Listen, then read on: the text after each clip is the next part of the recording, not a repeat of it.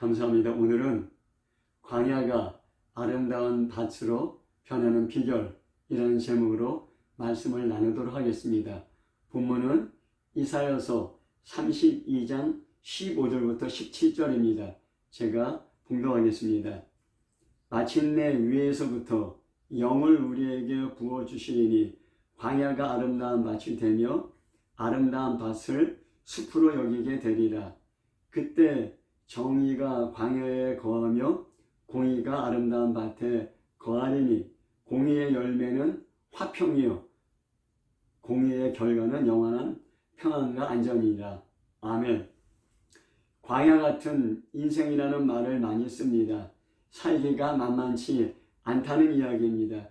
특히 한국의 청년들은 앞으로 광야 같은 삶을 살 가능성이 큽니다. 성경에서도 광야 이야기가 많이 나옵니다. 모세가 40년 동안 광야 생활하였습니다. 출애굽한 이스라엘이 40년 동안 광야를 방황했습니다. 예수님께서도 40일 금식 후 광야에서 마귀의 시험을 받았습니다. 바울도 3년 동안 아라비아 사막에 있었습니다. 광야, 사막, 황무지는 사람이 살기 힘든 공간입니다. 물도 없고 먹을 것도 없습니다. 낮에는 뜨겁고 밤에는 춥습니다. 성경에서 광야는 크게 두 가지 의미로 쓰여집니다. 첫 번째는 시험과 훈련의 장소입니다. 두 번째는 귀신이 거하는 장소입니다. 어떤 의미의 광야이든지 하나님의 영이 임하면 아름다운 밭으로 변화됩니다. 생명이 없는 황폐하고 죽음의 장소가 생명이 풍성한 에덴으로 변화되는 것입니다. 본문을 통해서 자세히 살펴보도록 하겠습니다. 먼저 본문의 배경을 나누도록 하겠습니다. 첫 번째는 북이스라엘의 멸망입니다. 다윗 왕의 아들 솔로몬 왕은 성전을 지었습니다. 전무후무한 지혜와 부도 하나님께 받았습니다. 그러나 이방 여인들을 왕비로 받아들이고 그들의 신도 함께 받아들였습니다. 그래서 우상 숭배에 빠지게 되었습니다. 하나님께서 두 번씩이나 솔로몬 왕에게 나타나 우상 숭배를 그치라고 말씀하였습니다. 그러나 솔로몬 왕은 우상 숭배에서 돌이키지 못했습니다. 솔로몬 왕이 죽고 그 아들 르호보암 때 주전 922년 북이스라엘과 남유다로 분열되었습니다. 남유다는 산악지형이 많았습니다. 반면에 북이스라엘은 비옥한 농경지와 많은 농토가 있어서 농업 생산성이 높았습니다. 페니키아, 두로와 시돈과 가까워서 해상 무역으로 부를 축적하기도 했습니다. 남유다보다 인구도 많고 자원도 많아 경제적으로 풍요로웠습니다. 국력이 강한 왕궁이었습니다. 그러나 가나안 이방 종교를 받아들이고 혼합되면서 신앙의 순수성이 약해졌습니다. 여호와 하나님 믿는 신앙을 버리게 된 것입니다. 많은 권력 다툼으로 정치적으로 불안정하고 반란과 암살로 왕조가 자주 바뀌었습니다. 이것도 하나님의 책망이었습니다. 결국 200년 동안 9개 왕조 19명의 왕이 통치했지만은 아수르 제국에 의해서 722년 멸망당했습니다. 이때 수많은 북이스라엘 사람들이 남유다로 피난 왔습니다. 특히 종교 중심지인 예루살렘으로 많은 사람이 몰려들었습니다. 예루살렘 인구에 대한 정확한 기록은 없습니다. 하지만 새로운 주거지가 확장되거나 성벽이 확장되거나 수도 간 공사가 확정된 그런 유물들을 살펴보면서 예루살렘에 한 10,000명 정도의 사람이 살고 있었고, 그리고 그 북이스라엘 멸망 직후에 한 20,000명 정도의 사람이 예루살렘에 살았고, 히스기야 왕 때 한 3만 명 정도가 살았던 것으로 추정됩니다. 역대하 30장에 보면은 히스기야가 유월절을 지키게 할 때 에브라임과 므낫세, 스불론, 아셀 사람들에게 초청장을 보냈고 또 그들이 함께 그 유월절 양을 먹었다는 기록이 나옵니다. 이미 북쪽에서 남유다로 내려온 사람들이 존재하고 있었다는 것입니다. 히스기야 시대 북왕국의 피난민이 대규모 남하가 일어난 상황이었습니다.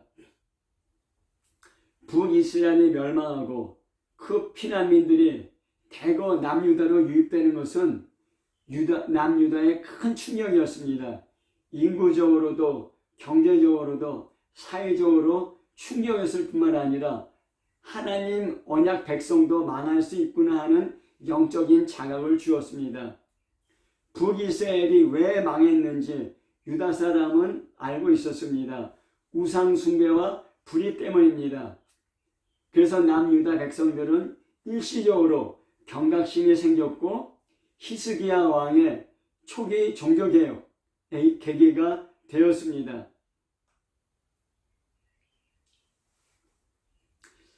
히스기야 왕의 종교개혁 전에 그 이전 왕, 그 아하스 왕의 그 상황에 대해서 잠시 살펴보도록 하겠습니다. 히스기야의 아버지 아하스 왕 때 아람과 이스라엘이 예루살렘을 공격했습니다.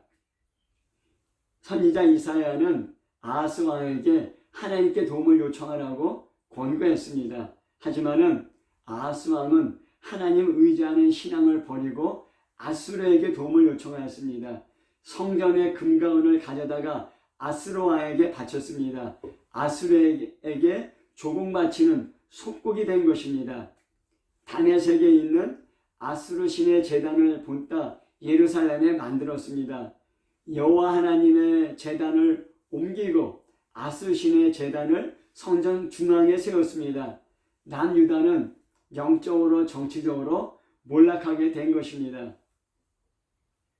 하나님께서는 이사야를 통해서 유다가 의지하는 아수르를 삭도같이 칼같이 사용해서 남유다를 심판하시겠다고 선포합니다. 그래서 이사야서 10장 5절 보면은 아수르는 하나님의 진노의 막대기라 하였습니다. 하지만 하나님께서는 그 아들 히스기야를 통해 회복의 길을 여셨습니다. 히스기야는 주기 초부터 대대적인 종교개혁을 단행했습니다. 우상을 제거했습니다. 산당과 아세라 목상을 제거했을 뿐만 아니라 모세의 노뱀도 우상이 된다고 하여 제거했습니다. 성전을 정화하고 예배를 회복했습니다. 전 민족적인 유월절을 회복하여 언약 공동체의 정체성을 회복했습니다. 제사장 제도, 11조와 헌물 제도도 회복했습니다. 아수르라는 외세 대신 하나님만을 의지하기로 결심한 것입니다. 히스기야는 그동안 침체되고 타락되었던 종교제도를 여호와 하나님을 믿는 종교제도를 개혁했습니다. 하지만 백성들의 마음은 변화되지 못했습니다. 백성들은 형식적인 순종에 그치고 근본적인 마음의 변화는 어설픈 것입니다. 그래서 오늘 읽은 이사야서 32장에 보면은 32장 9절에 안일한 부녀들에 대한 경고가 있습니다. 유다 백성들은 북이스라엘 멸망에 충격받고 히스기야의 강한 종교 개혁을 따랐습니다. 그러나 영적인 각성, 영적인 깨어남은 없었습니다. 곧 영적인 안일함과 무감각에 빠지게 되었던 것입니다. 북이스라엘의 멸망이 충격받았고 그 충격은 그냥 충격으로 끝난 것입니다. 영적인 각성과 영적인 깨어남으로 이어지지 않은 것입니다. 히스기야 왕의 종교개혁, 제도적인 개혁은 그래서 백성들은 히스기야 왕의 종교개혁의 그런 제도를 확립하는 것에 따랐습니다.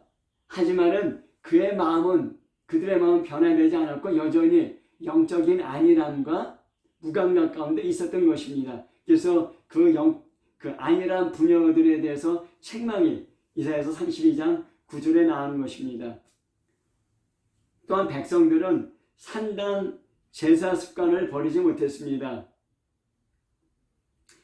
히스기야 왕의 아들 므낫세가 아버지 히스기야가 헐어버진 산당들을 다시 세우고 이스라엘 왕 아합의 행위를 따라 바알을 위하여 제단을 쌓으며 아세라 목상을 만들며 하늘의 일어성신을 경배하여 섬기며 그런 내용이 나옵니다.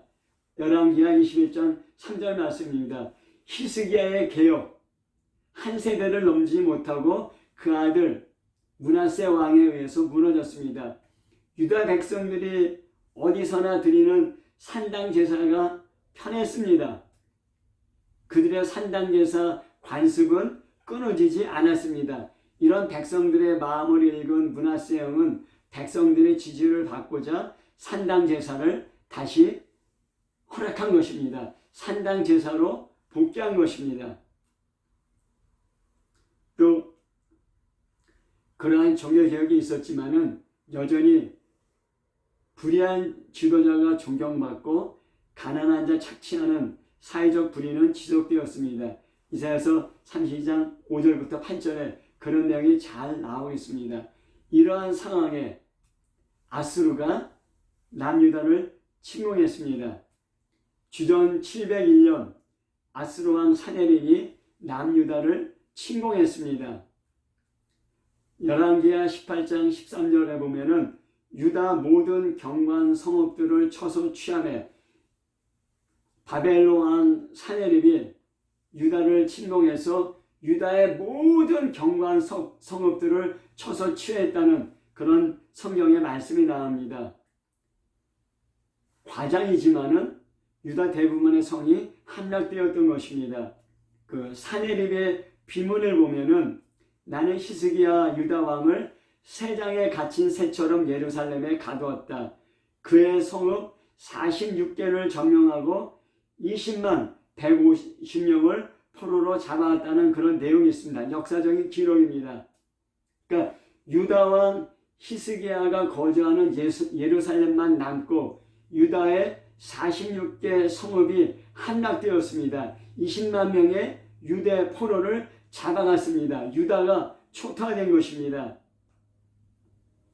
히스기야 왕은 아수르 왕 사네립의 요구에 따라 예루살렘 성전과 궁전의 금과 은까지 모두 벗겨주었습니다. 조공을 바치면서 정치적인 타협을 시도한 것입니다. 하지만 사네립은 오히려 부하 랍사게를 보내 예루살렘 성을 포위하고 그 비문에 나온 것처럼 새장에 갇힌 사처럼 예루살렘을 포위하고 조롱하게 하였습니다. 열왕기하 19장 1절을 보면은 히스기야 왕이 그 조롱을 듣고 옷을 찢고 굵은 배를 입고 여호와의 전에 들어가서 회개하며 기도하는 내용이 나옵니다. 히스기야 왕이 베옷을 찢었다는 것은 마음을 찢었다는 건 표현입니다. 마음을 찢고 진정한 회개와 기도를 하나님께 드린 것입니다.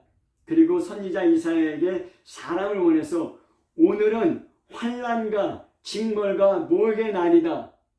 랍사게가 하나님을 비방하였으니 남아있는 사람들을 위하여 기도하라고 부탁했습니다.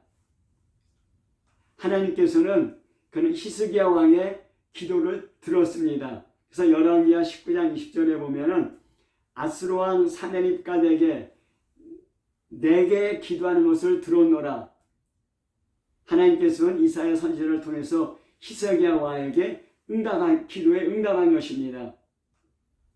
그 기도의 응답을 우리가 살펴보면은 첫 번째는 열왕기하 19장 28절입니다. 내가 갈고리를 내 코에 끼워, 여기서 내 코라는 것은 사네립 왕을 말합니다. 죄가를 내게 물려 너를 오동길로 끌어 돌이키라 하셨나이다 했습니다. 그러니까 하나님께서 사네립 왕의 코에 그 갈고리를 꿰고 입에 재갈을 물려서 오동길로 끌어오게 한다고 하였습니다. 열왕기하 19장 35절에 여호와의 사자가 나와서 아수르를 지내서 18만 5천 명을 쳤습니다. 아수르 군대는 본국으로 물러났습니다. 이것은 어떤 자연적인 재해로 우리가 볼 수도 있지만은 하나님께서 아수르 왕 사데립의 코를 깨어서 본국으로 돌아가게 한 것입니다. 두 번째는 열왕기하 19장 29절에 하나님의 응답이 있습니다. 또 내게 보일 징조가 이러하니 히스기야 왕에게 보일 징조가 이러하다는 것입니다. 금년에는 스스로 자라난 것을 먹고 내년에는 그것에서 난 것을 먹되 제3년에는 심고 거두어 포도원을 심고 그 열매를 먹으리라 하였습니다. 사데립의 침공으로 유다 성읍과 농토가 초토화됐습니다. 황폐해졌습니다. 그래서 첫째 해에는 스스로 자라난 것을 먹습니다. 남아있는 작물로 연명한다는 것입니다. 둘째 해에는 그것에서 난 것을 먹습니다. 첫째 해 전년의 피해로 남아있는 씨앗과 열매를 먹습니다. 그리고 셋째 해에는 심고 거두어 그 열매를 먹습니다. 완전한 회복입니다. 하나님의 심판으로 아수르에 의해서 초토화된 유대 땅에 3년에 걸쳐 회복되는 것을 약속하고 있습니다. 하나님의 징벌, 하나님의 책망과 보호가 동시에 언급되고 있습니다. 왜 그랬습니까? 유다 백성이 우상 숭배 그리고 악에서 돌이켜 회개하려는 그런 하나님의 의도였던 것입니다. 결국 하나님의 책망과 징벌로 유다가 광야같이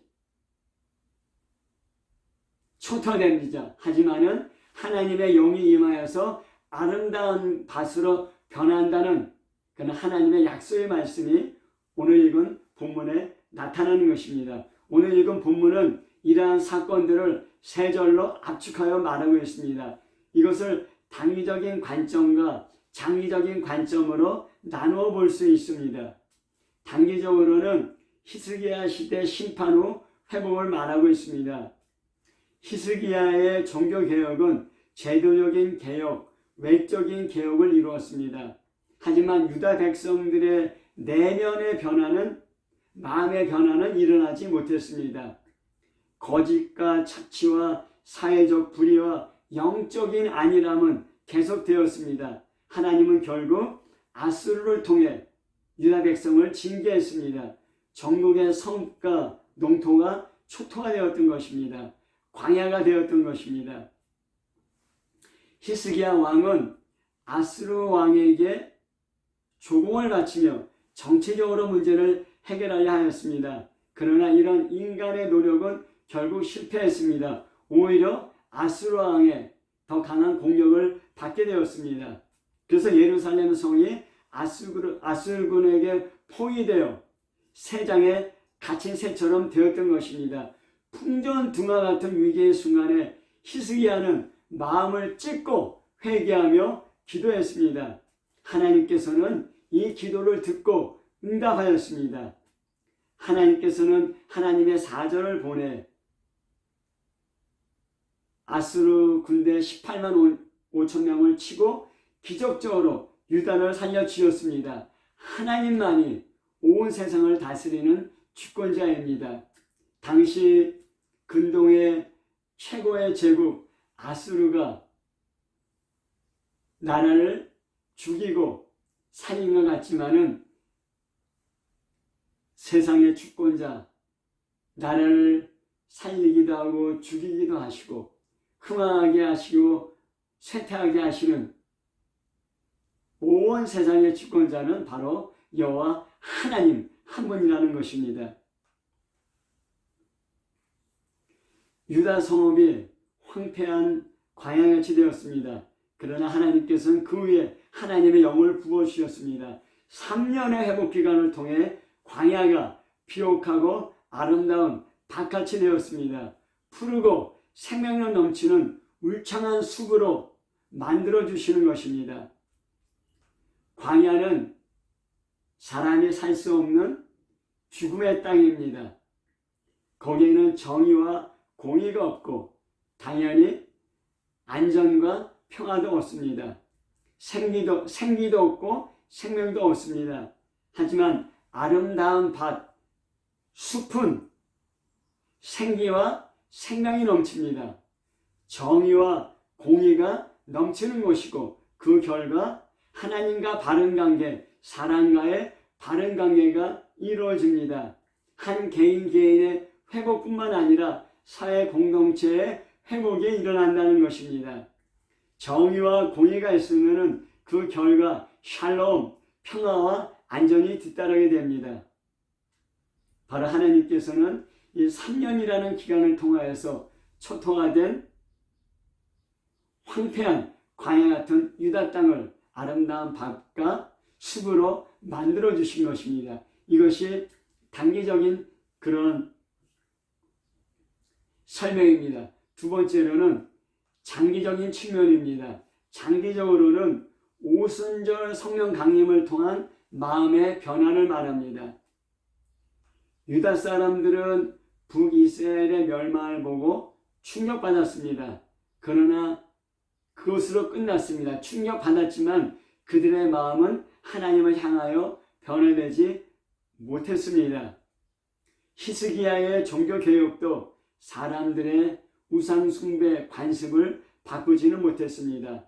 아수르의 침공으로 나라가 초토화되고 멸망된 위기에 이르러서야 사람들의 마음이 바뀌기 시작했습니다. 그러나 한 세대가 지나지 못했습니다.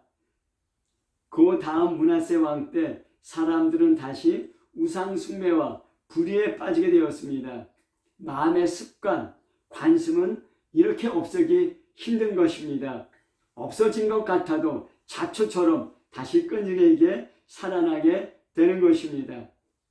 요시야 그 므낫세 왕의 손자 요시야 왕의 종교개혁으로 일시적으로 영적 부흥이 일어났습니다.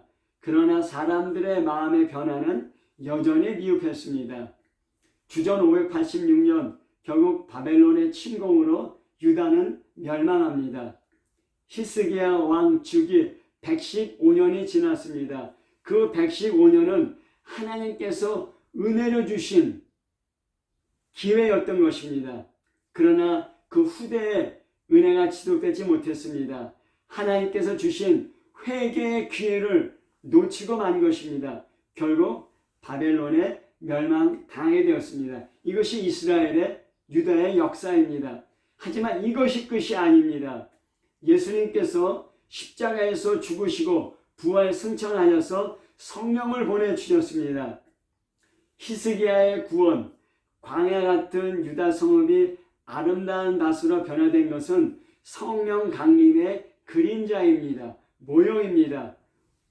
오순절 성령 강림이 그 실체가 되는 것입니다. 성령께서 우리 마음에 부어져야 진정한 마음의 변화가 일어나게 되는 것입니다. 예수님의 십자가 죽음은 제자들에게 큰 두려움과 절망이었습니다. 사방이 꽉 막히고 살 길도 없고 아무런 소망도 없어졌습니다. 그들을 지탱해 주던 인생의 기둥들이 다 무너진 것입니다. 제자들의 마음은 황폐한 광야와 같이 되었습니다. 생기도 생명도 다 잃어버린 것입니다. 어둠과 죽음의 그림자가 가득 찼습니다. 하지만 오순절 성령께서 그들에게 부어졌습니다. 황폐한 광야가 아름다운 밭으로 변화되었습니다. 울창한 숲과 같이 생기와 생명이 넘치는 사람들이 되었습니다. 위협적이고 두려운 환경은 여전하지만 더 이상 위축되거나 두려워하지 않게 되었습니다. 그런 사망의 어둠의 압력에 대항하여 이길 수 있는 생기가 생명이 성령으로 말미암아 그들 안에 가득 찼던 것입니다. 또한 제자들을 통해서 그리스도의 공동체, 성령의 공동체가 형성되었습니다. 교회입니다. 정의와 공의가 그 공동체 안에 거하게 되었습니다. 가난하고 약한 사람들에게 먹을 것을 나누며 유무상통하게 되었습니다. 그 공동체 안에 정의와 공의가 있는 공동체 안에 샬롬, 평강과 안전이 주어지게 되었습니다. 개인의 변화뿐만 아니라 상해 공동체의 변화가 일어나게 된 것입니다. 결국 기원 후 313년 로마 콘스탄티누스 황제는 밀라노 칙령으로 로마 제국이 그리스도를 받아들이게 했습니다. 예수님이 돌아가시고 270년이 지나서 로마가 그리스도께 돌아오게 된 것입니다. 이것이 성령 강림의 놀라운 역사적인 증언인 것입니다.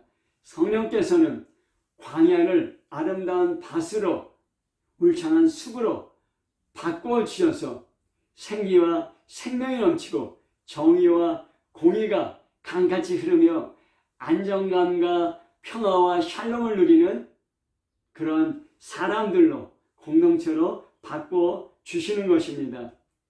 말씀을 맺겠습니다. 우리 자신의 마음을 돌아보십시오.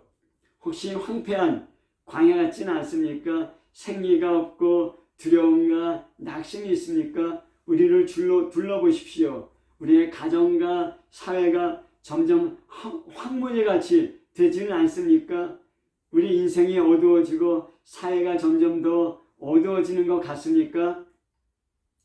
개인들도 나라의 지도자들도 광야를 아름다운 밭으로 만들려고 많은 노력을 하고 있습니다. 그렇게 해야 됩니다. 필요합니다. 그러나 이것으로는 충분하지 않습니다. 위로부터 부어지는 성령이 없으면 외면적인 변화만 나타날 뿐입니다. 성령께서 임하시면 우리 영뿐만 아니라 우리 마음도 변화됩니다. 먼저 예수님을 나의 구세주와 왕으로 받아들여야 합니다. 그러면 성령께서 우리 마음 가운데 들어오십니다. 예수님을 믿었지만 아직 마음이 광야와 같습니까? 회개하고 기도하며 하나님께 나아가야 합니다. 그러면 성령을 우리 안에 충만하게 부어주십니다. 하나님께서는 반드시 광야를 아름다운 동산으로 만들어 주십니다. 이것이 하나님의 약속입니다. 우리 인생이 광야 같습니까? 우리 가정이 광야 같습니까? 우리 사회가 광야 같습니까? 가난한 마음으로 성령을 갈망하십시오. 기도하고 간구하며 회개하면서 하나님께 돌이키십시오. 성령께서 우리에게 임하실 것입니다. 광야가 아름다운 밭으로 꽃동산으로 변화될 것입니다. 정의와 공의, 평화와 안전, 생기와 생명이 넘쳐 흐르는 그런 마음과 그런 가정과 사회로 변화될 것입니다.